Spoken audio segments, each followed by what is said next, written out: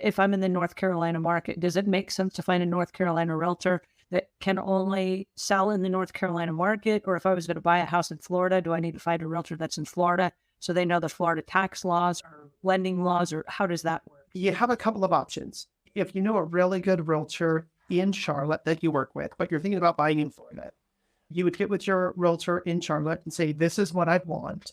Help me figure it out. And they would get with a realtor in Florida, and the two realtors would then go to work for you and work out all those details, match you with the right neighborhoods, properties, and investments. And they would work together as a team to help you get the perfect property. You would be mostly consulting upfront with your realtor in Charlotte. And then ultimately, when you're out shopping and looking for that perfect house, you'd be working with your realtor in Florida.